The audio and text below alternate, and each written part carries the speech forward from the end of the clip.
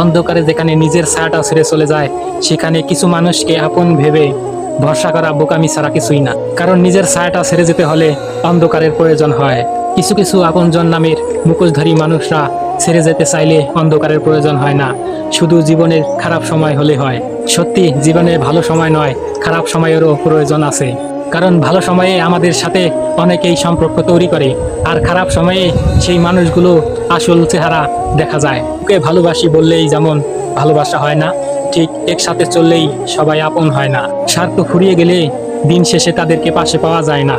এই মানুষগুলো গিরগিটি চেয়ে কম না, এরা গিরগিটি চেয়ে বেশি ভয়ঙ্কর হয়।